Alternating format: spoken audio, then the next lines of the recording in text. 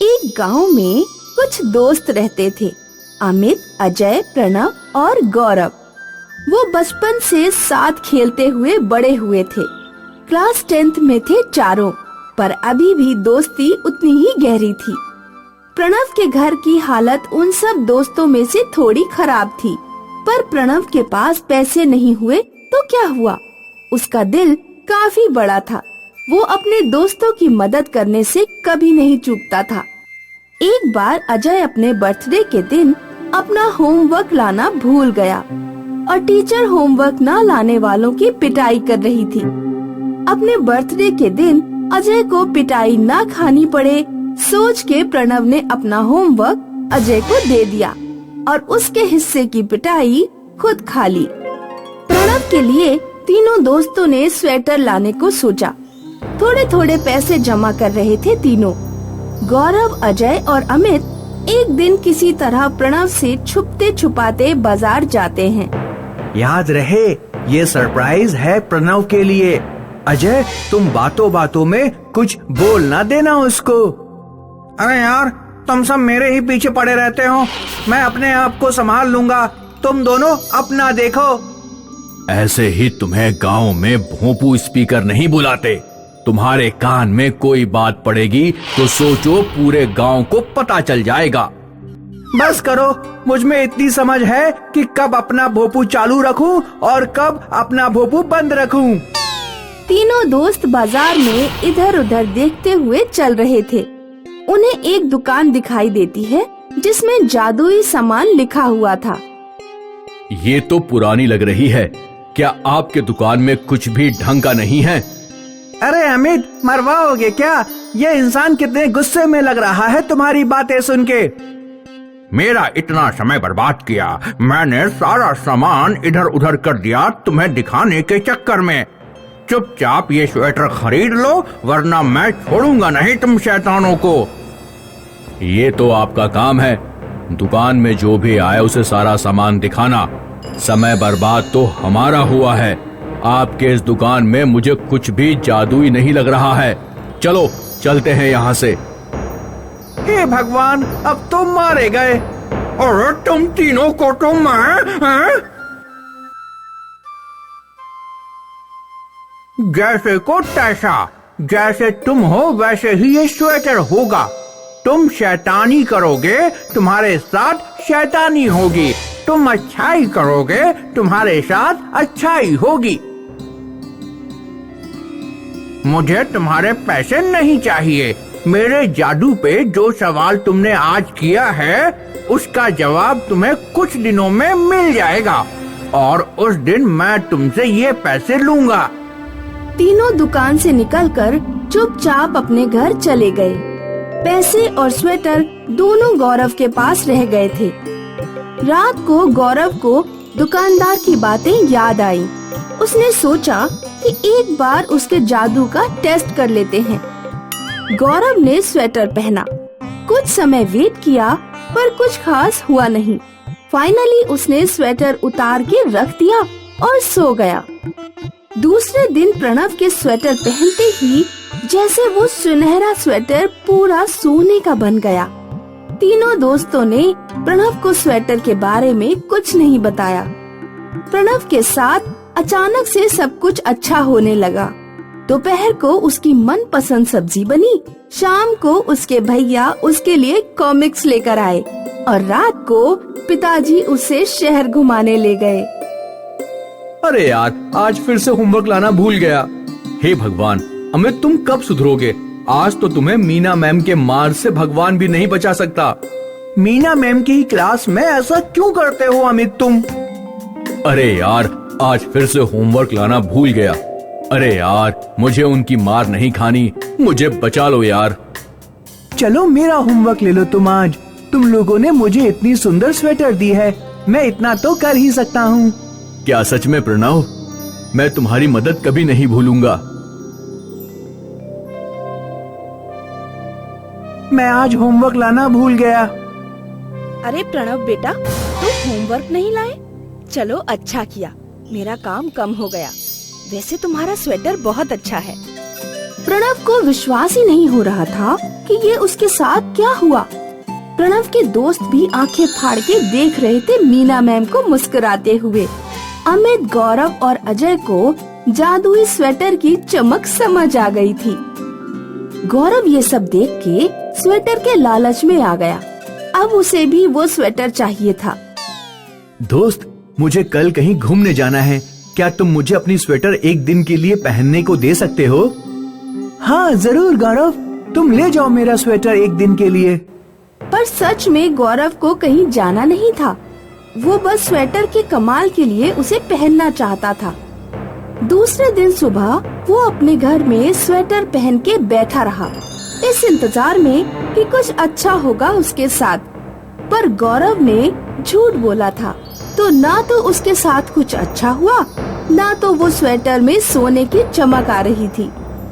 जैसे दिन बीतता गया, गौरव के अंदर और भी गुस्सा और चिड़चिड़ापन भरता गया।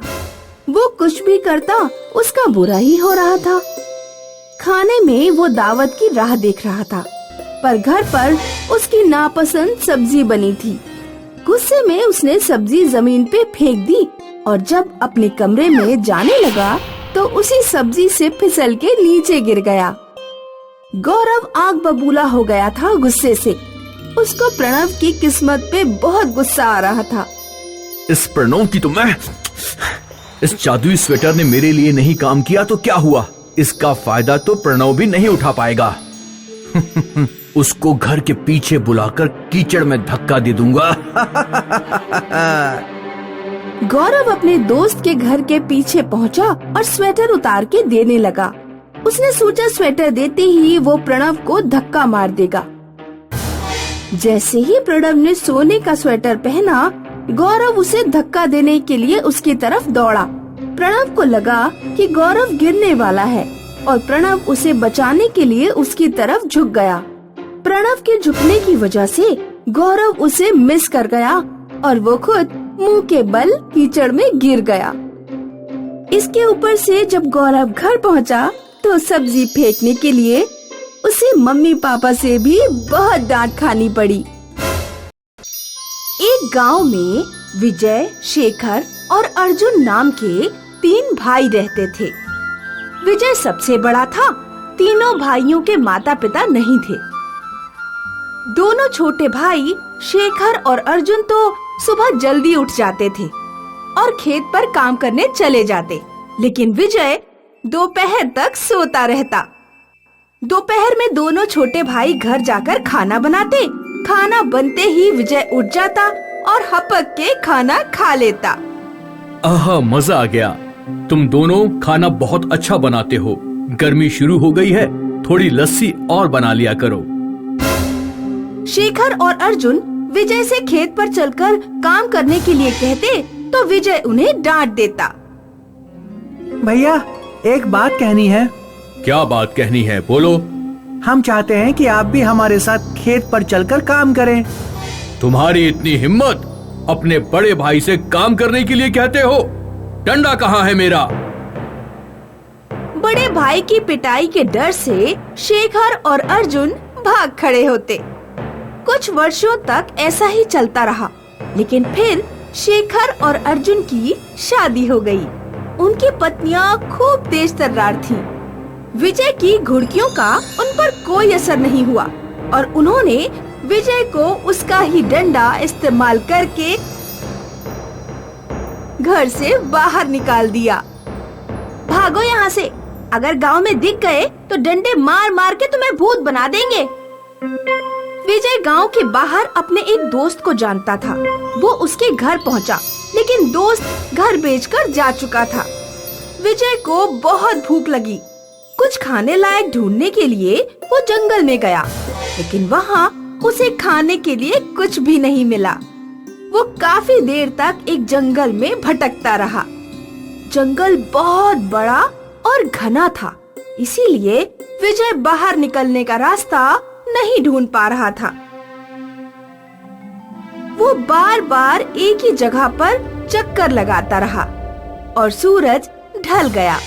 अब विजय को अपनी अकर्मण्यता और आलसी जीवन पर पछतावा हुआ। वो एक पेड़ के नीचे बैठकर रोने लगा। मैं कितना महामूर्ख था, अपने दोनों भाइयों से काम कराता रहा और खुद बैठकर खाता रहा। आज मुझे पता लगा भूख का मतलब क्या होता है। कहीं मैं भूख से न मर जाऊं। एक साधु जंगल से गुजर रहा था। उसने विजय के पास जाकर उसके रोने का कारण पूछा। मुझे भूखा मरने दे बाबा, यही मेरा प्रायश्चित है। साधु ने विजय के आगे एक चौकोर कपड़ा डाला और आंख बंद करके कुछ प्रार्थना की। तुरंत ही कपड़े पर जलेबी, खीर, छोले जैसे कई पकवान आ गए। साधु वहाँ से चला गया। विजय ने अपने आप को कई बार रोका, लेकिन इतनी स्वादिष्ट चीजों को देखकर जब भूखे रहना असहनीय हो गया, तो आखिरकार वो खाने पर टूट पड़ा और उसने जी भर के खाना खाया। ये कोई साधारण कपड़ा नहीं लगता। उस साधु ने आंखें बंद करके प्रार्थना की और इससे खाना आ गया। मैं भी इससे कोशिश करके देखूंगा। अगली बार जब विजय को भूख लगी, तो उसने कपड़ा सामने रखकर आंखें बंद की और भोजन के लिए प्रार्थना की। कपड़े पर ढेर सारे अच्छे अच्छे पकवान आ गए। अब विजय को भोजन की चिंता नहीं रही। कपड़ा अपनी जेब में रखकर वो आगे बढ़ा। आगे जंगल में उसे एक आदमी मिला जो आग पर शकरकंदियां भूनकर खा रहा था। विजय ने जब उस आदमी से बात की, तो पता लगा कि वो आदमी कभी जंगल के बाहर नहीं गया है और शकरकंदियों के अलावा उसने अपने जीवन में कुछ भी नहीं खाया है। विजय ने उस आदमी से कहा, दोस्त, आज मैं तुम्हें कुछ अच्छी चीजें खिलाता हूँ। मेरे पास एक जादुई कपड़ा है। विजय ने कपड़ा बिछाया, प्रार्थना की और खाना आ गया। जंगल के आदमी ने पहली बार इतने स्वादिष्ट पकवान खाए तो वो बहुत खुश हुआ और विजय से बोला, मेरे पास एक जादुई भोंपू है। उस भोंपू को बजाते ही 3 आदमी और 3 औरत निकलेंगे जो तुम्हारा कोई भी आदेश मानने को तैयार रहेंगे। अगर तुम मुझे अपना कपड़ा दे दो तो मैं तुम्हें अपना जादुई भोंपू दे सकता हूँ। मैं उस भोंपू का कोई इस्तेमाल नहीं कर पाता क्योंकि मैं अपना सारा काम अकेले ही कर लेता हूँ। विजय ने कपड़ा देकर जादुई भोंपू ले लिया और आगे बढ़ गया। उसे आगे एक नदी मिली।